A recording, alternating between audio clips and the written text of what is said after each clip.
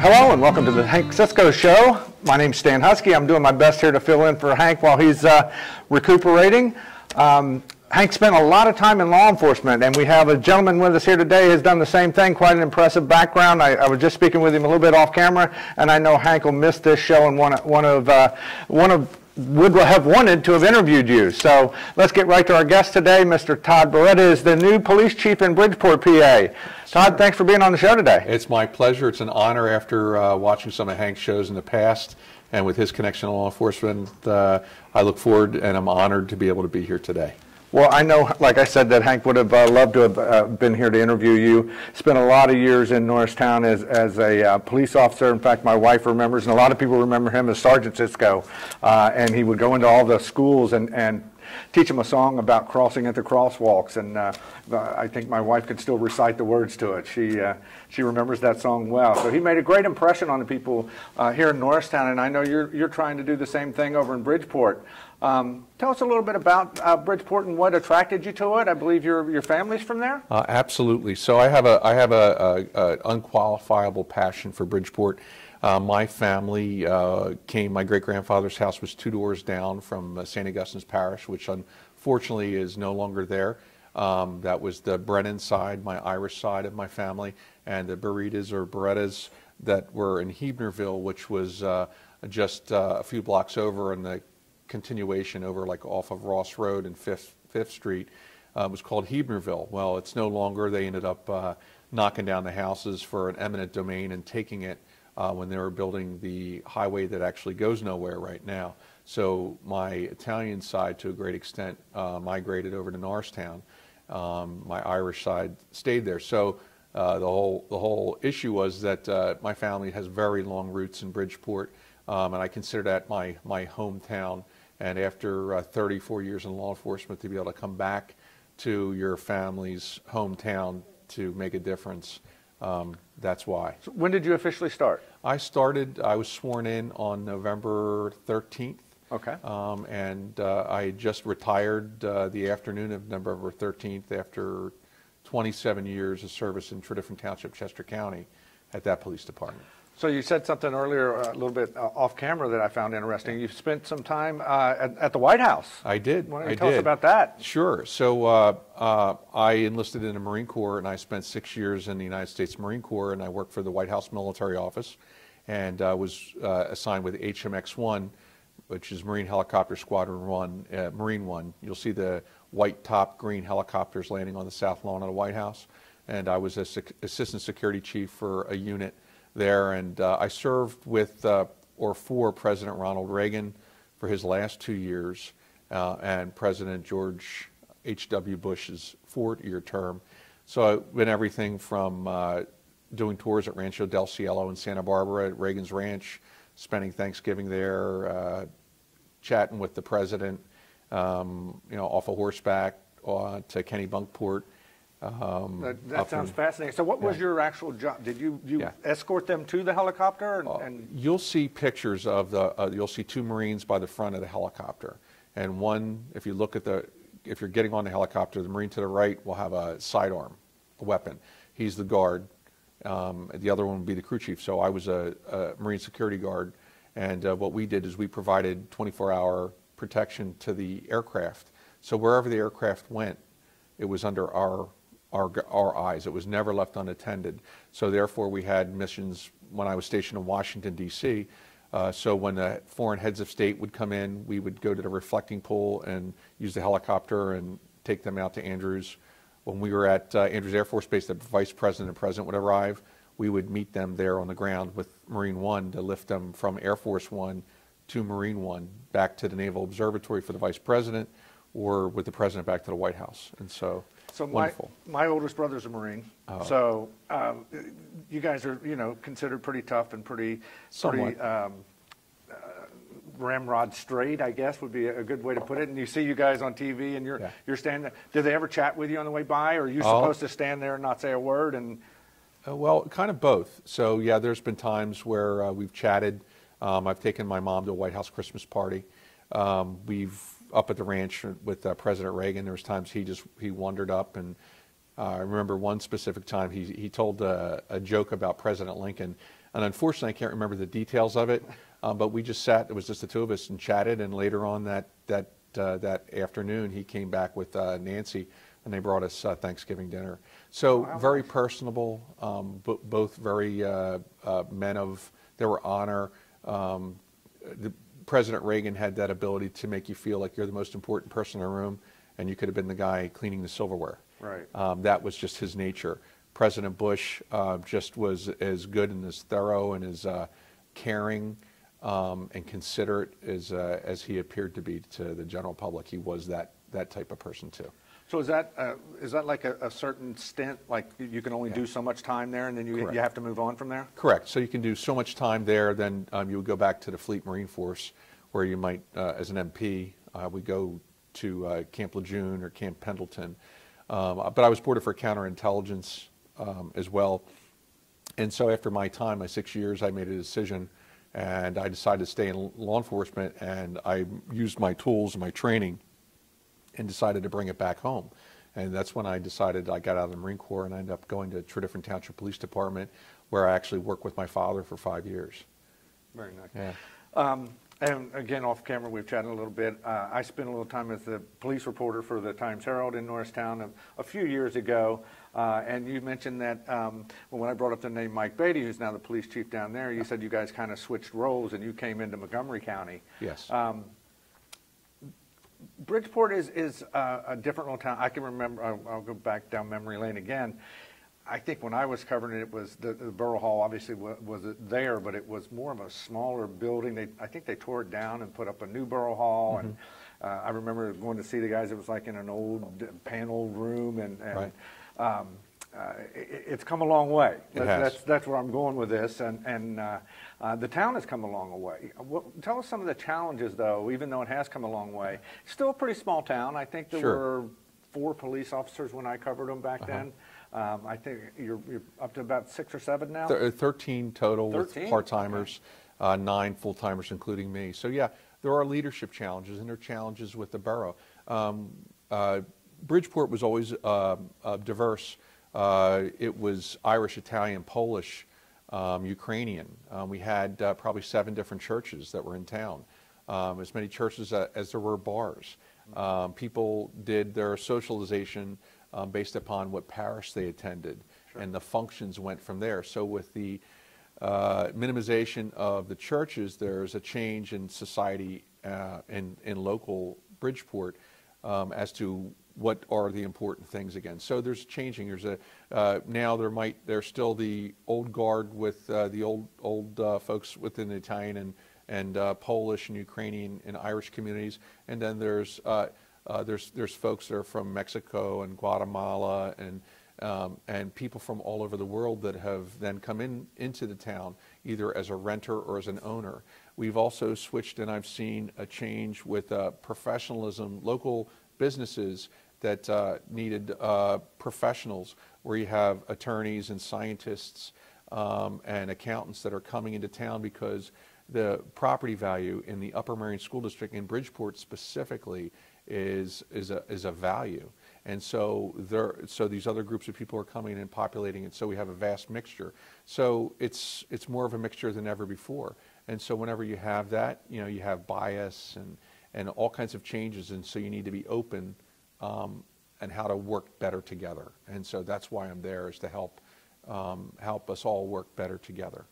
What is, I don't want to call Bridgeport a sleepy little town, so like, what is the crime rate? Is it something that is a problem for you, or do you feel like the department has a handle on it?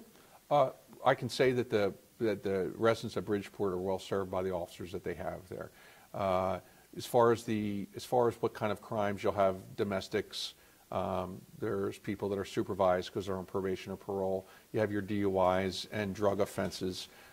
Just like any other community. It's just that we have about 5,000 people in less than a square mile.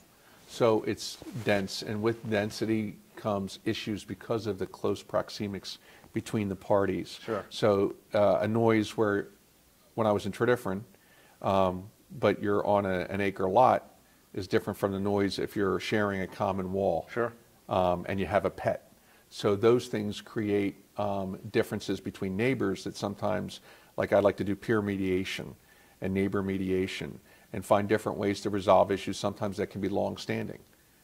So just because of those things, so different population, diverse population, close proxemics, and change brings some disruption. And I think that's why they say fences make great neighbors. 'Cause True. you have a little bit of a barrier there too. It is a tight little community.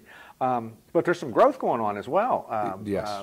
Love what's going on. I haven't had a chance to check it out yet, but there's a nice beer garden. Looks like a food truck down on the river. Correct. Which we've talked about in Norristown for years, about bringing the riverfront back and getting development down there. Then there's a pretty good stretch along the riverfront as well that is up for some development. Correct. So there's a lot going on in Bridgeport, and that's why I say every community has a vibe, and the vibe for Bridgeport appears to be that we're surging, we're on the rise, and you can feel it. It's like palpable. And I know there's that vast stretch of riverfront ground that's under consideration for building. I know it's exchanged hands, I believe, relatively recently. So I expect good things to happen along there. And with that, and with new people, an influx of new folks to come in and buy, with property and ownership, there's going to be that direct exchange too in the community. So the businesses can profit from that. The borough will profit from it, and we'll consider diversity. Well, we have Twilight down on the river, so there's shops and markets and people that are exchanging wares along the river, and that occurs. So you can look at the borough website for things of that nature. We've just started, and the Borough Council started putting out some prevention series on talks. There was just one from Councilwoman Beth Jack Sear, on suicide prevention. So they're trying to get ahead of issues that are knocking at all of our doors. I was going to bring that up because while development is great, it does bring some challenges along with it. It sure does. Sure does. It increases, obviously, the need for more police and more fire protection and everything else. So the first responders are the first ones probably to go, okay, well, that's great, but now my job's going to get a little tougher. Correct. Yeah. Correct. But it's good to see. It's good to see Bridgeport. It's struggled alongside Norristown for quite a while, just across the river from each other there. Yeah. It would really be great to see both sides develop the riverfront and just have a great, vibrant space that we can, stop hearing about Manioc for a while and start hearing about this side of. Well, I think that will happen. I do. I agree wholeheartedly. Well, let's get serious now. Let's talk about pizza. Okay. Franzone's in Bridgeport, one of my favorites. Yes. I've known Sam for years. Do you have a favorite pizza? I have to say that since my mom worked at the John's in the 50s and Franzone's, I lean that way, and I have to say it because the reason why I'm in Bridgeport now is because of Sam Franzone. So I had stopped by, I would leave work in Berwyn, I would drive to Bridgeport, I would get a pizza to drive to Pottstown back home. Okay. And it was during one of those trips where he said, well, I said, I just got done the FBI National Academy, and we'll see what the future brings. He's like, well, how about the job down here in Bridgeport? I'm like, what are you talking about? I thought they'd already hired somebody, but there was some turnover. Okay. And so because of San Franzone, that begets my position as the chief of Bridgeport. That's incredible. So I am hooked. I do like Nona Rosa, and I did eat at Dino's the other day, but I guess I have a sentimental attachment to Franzone's. Yeah. We kind of touched on it a little bit earlier, but what again, 1 square mile, you said less than 1 square mile. Yeah, about 7/10 of a square mile. So is or are some of the biggest challenges that you were saying with the changing population? I imagine, do you have a language barrier? Is there something that you've tried to address that with new officers or bilingual officers? Well, that's interesting, because I was just talking about. So I know some Spanish. I lived in Arizona and Texas for some years in between. And it's difficult when you're away from a language. You forget the verbs, so you know how to conjugate verbs, and you can speak and read and write some of it, but it's difficult to recall and be able to speak on the fly. So I just saw that on my traffic stop. There's some language barriers. I can get enough with some verbiage to be able to speak with people, and people find it helpful. They, of course, appreciate somebody that has some ability in their language. So yeah, so diversity brings challenges like that. So the more that we can train, we have something called survival Spanish, and I just brought that up for a training for our police officers. So the diversity and of course the trends right now have been, unfortunately, because of some disasters and tragedies taking place at schools and churches and active shootings. So we went and scheduled that out. So we'll be using Bridgeport Elementary School on the 14th and 15th of February to train my officers with the keys that they have to the school at the school. So if something tragic were to occur, it's not going to be the first time they're going to talk about it or think about it. Right. So how to move how to move tactically, how to start thinking through a situation on the way in using incident command when you're responding to a call. What direction do you need to come in because of where the threat is? Where should you direct the second car to think through problems? So, right. So diversity brings its issues that we need to train up for, and then society's problems we need to train up. So I'm big on training, and we've already started those processes. Yeah, and I guess most people, well, nobody wants to think about a tragedy like that, but it does seem like small towns are kind of like that, you know, places you've never heard of before.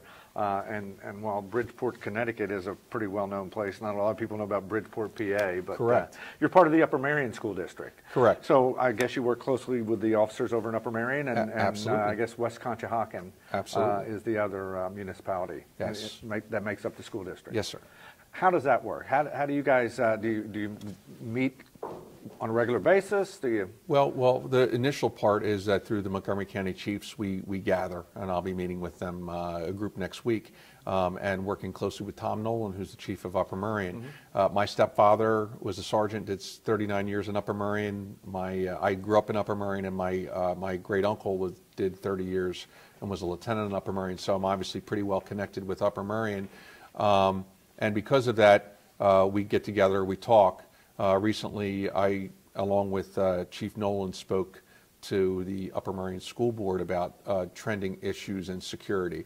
So they actively solicit from both of us what concerns or issues are there that they need to look at, and then we can talk about how we're going to train to overcome those obstacles in the future. So Mike Sinclair at West Country, we've sat down and talked, and Mark Talbot, the chief of Norristown, very vibrant, sharp man at the helm of Norristown. I've met with all of the contiguous agencies. George Metz, who's the chief, or who's the lieutenant and acting chief of Conshohocken, because you have to speak and have a relationship before a need arises. Sure. You have to establish those relationships, and I've already been working hard at that. So I'll go to something that just popped in my head. I think about how big the Bridgeport or the Upper Merion Police Department is. I think back when I covered them, they were like 40, 45, somewhere in there. Yeah. And I know they've grown tremendously. There was talk at one time of them taking over police responsibilities. Yes, for Bridgeport. Yes, sir. Why do you feel it's important for the municipalities to have their own departments? First of all, the Commonwealth system imbues the municipality itself with the power of government in a Commonwealth system. You go south where it's the counties, the county-run agencies. Sure. But it's in a Commonwealth system, it's with the municipalities. So because of that, there's a need. And then over many, many years, Bridgeport Police Department is going to be celebrating its 150th anniversary of the police department in 2020. So a lot of years. So there's a lot of establishing relationships with the people. They want to be policed by their own. They want to be policed by people that feel connected and passionate about the mission, the people, the places in their town, in Bridgeport. And I think everyone realizes that, and that was a big push. So fiscally, maybe they're looking at that because there was some crisis and some instability in the agency, in the borough. They looked at that as an option, and that was wise to do so politically, to look at that, because perhaps it made more sense. In the end, I think the borough did a great job. They came to the conclusion that they wanted to continue the establishment of the Borough Police Department, and they went through a process, and I was honored to be selected to helm the police department. Well, I guess with municipalities that don't have a police force, usually the state police comes in or patrols the area. So that would have been a little different setup. It would have been. Or would it have fallen on state police and Upper Merion would have been backup? I don't know how that would have actually taken place. Well, if you reorganize a police department, if you de-establish a police department completely, the state police can conduct services. That probably wouldn't have been the most intimate of a setting for the residents of the borough. The police department, or the state police, is a large organization, and they deal with wide swaths of places, a lot of it in western areas where it's not as heavily populated, Sure. or on highway duties in the populated areas. So in the midst of like dense population here, surrounded by police departments that are fully staffed, it probably wouldn't have been the thing. So it comes down to reorganization, and reorganization, then there's challenges with the reorganization about what police officers can you take on? Do they meet requirements for the agency that decides to take over the policing? What do you do with the tax base? And there's so many intricate little problems Sure. that go along with the transition. They had a King of Prussia barracks for a while, though. Is that still there? They do. They have the Turnpike Barracks, which is in King of Prussia. That's just right off of right in Swedesburg, which is in between. It's in Upper Merion Township, and right off the slip ramp they have their station. Yeah, you're right. When you think about it, you think about the one that pops into my head right away is Worcester Township. But that's more of a highway kind of rural area that it just doesn't require as much policing. I know I just read something this morning that Governor Wolf is thinking of instituting a tax on the municipalities that don't have police departments to help pay for the state police, because it is a big bill. It surely is, and there's no such thing as a free meal, so to speak. And I can understand why the governor might look at that, so that there's equity with the state resources. He's got responsibilities to make sure that his state police, who they have to be trained, they have to be paid, they have to have benefits, and they have to have certain numbers to police it. So therefore it keeps a balance between those municipalities that have their own maybe fiduciary responsibilities to their own residents. So there's a good balance in that, and that might make sense. I haven't read that act, but that's interesting. What? Like I said, I just read it this morning. Yeah. How do you see the future of Bridgeport? What do you see as the best possible scenario for when all this development does come? And Sure. it's going to come. Sure. We know it is. It will. What do you see as the best possible scenario for that? Is it bringing on more officers? Is that going to be a need for you? I believe so. I believe in the near future with the change. So if you have a little less than 5,000 residents, you could have 500 new housing units that could go in the borough in the next couple of years, and you have 3 people average, maybe a little bit more per unit. You can do the math, and that would completely change the demographics and the numbers of service. So I would suspect we would increase a little bit. We would increase our training, increase our footprint a little bit to serve and better serve. The qualitative aspects of what we do are very difficult to put a number on the quality, and that's what's important. It's how people are treated, because how are the officers trained? It's inverse. There's an inverse relationship. A lack of training, then there might be more stumbling. So we're in up training, diversifying to meet the population, and to better serve the people who are here. So I believe that there should be a slow transitional period of time to meet the new requirements that new housing will bring. So I know there are a few different schools of thought on policing. You brought up Chief Talbot here in Norristown a little bit earlier, and I know he's pretty analytical. He's a numbers kind of guy. But he also does a lot of the community policing, the coffee with a cop. Yes. What is your philosophy? Chief Talbot's a pretty vibrant guy.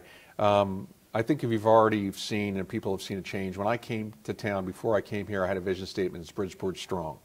And I gave out T-shirts from the mayor on down to the Public Works crew, and it had a dark blue T-shirt with the Bridgeport police seal on the one left breast, and on the back says Bridgeport Strong. There's more things that unite us than divide us. when you have crisis and instability, how do you bring cohesion back? How do you build people up? How do we cut out concern and bias, and then build and reestablish better relationships?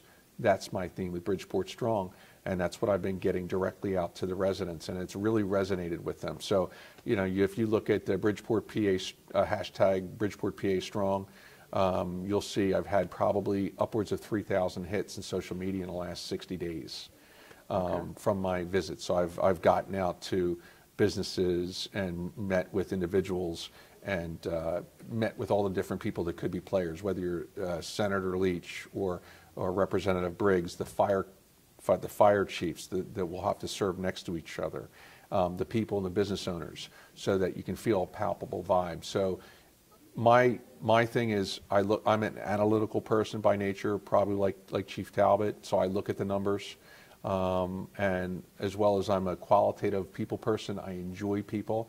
I love my job, and I have a passion for it, and I think that shows through, and I think that it's catchy.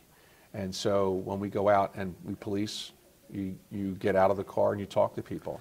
Yeah, I think you were probably a little baptism by fire. You had to come in and start policing the elected officials right away, and some of the folks in town who probably shouldn't have had to have had that. But you know, there are a lot of different personalities and a lot of different ways to deal with them. Well, I noticed you're in uniform. You know, a lot of chiefs they wear suits these days, and they do a lot of the administration of the departments. But you also mentioned something earlier, and it sounded like you also do patrol. Oh, I do. So I'm a working chief, and part of that, and I enjoy that. I get to get out, and there's numerous things that would keep me busy in my office, and I could probably work 18 hours a day, 6 days a week. That being said, my message of Bridgeport Strong and my connection with the community is not going to resonate if I'm not out amongst people. So I'm out there. We had issue 3 weeks ago. We had a pedestrian struck. It wasn't a large injury, but the idea is that what caused it. So I like to be responsive to things and proactive. So we went out and it's not too far from Fran Zones, and I lead the way. I don't tell people what to do. I go out and do it, and people get the hint. So I'm out there, and I probably stopped 40 cars in the last few weeks myself. I've sat on stop signs. I've stopped people and issued numerous warnings. I've arrested some people for drug offenses. I've arrested 5 people in the last 2 weeks myself because I'm out there doing enforcement, and there's a purpose for that, though. So the purpose for the enforcement is to modify people's behavior. I love people. I also understand that the children are going to then be soon coming out of school, and they're going to be playing on sidewalks and close by. I want them to feel safer. I can make them feel safer if I make the people that are out there and they're driving their cars more aware of those stop signs and those red lights. So my guys are out there, my guys and girls are out there doing this enforcement so that we could better make the streets safe for our kids that are going to be walking up and down them, and our pedestrians. So there should be a purpose by what we do. It could be analytically driven. I'm a numbers guy, so I look at those things. And then I'm a me first guy, so I will lead by example. I'll be out there myself. So people can expect to see me, and unfortunately, if people are a little loose with their brakes and not stopping completely at stop signs, they might see me with some red and blue lights. I think the first time I saw it was over in Plymouth Township, and it was pretty clever. It had right underneath the stop sign, it had that little sign that says rolling stop sign costs you or $179 or whatever. Complete stop is free. Yeah. I thought that was a pretty good one. I had a question for you now. It just slipped my mind. It's okay. We were going somewhere with the patrol, and it's gone now. It's okay.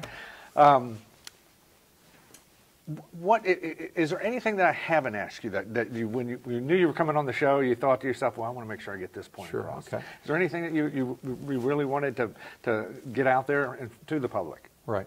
Well, the most important thing is that in me coming to Bridgeport, I'm a servant-based leader, and my purpose of being there, besides is helping stabilize the police department and working with great people, is to make a difference. And I hope to inspire both the residents to help us to protect them and the other officers for those things to happen. So I expect great things to happen in Bridgeport, both what's going to happen within the borough and development and business, because you can feel it, and within the police department, to see even a greater connection within the community with the individuals, and a stabilizing impact that allow the men and women of the police department to work up to the standards that people believe we should be holding as leaders. Every person that wears a badge has a responsibility after swearing an oath, and that's only to uphold the Constitution and the laws and those orders that we receive from above, but also to be that leader in our community, to make those people as proud as we can.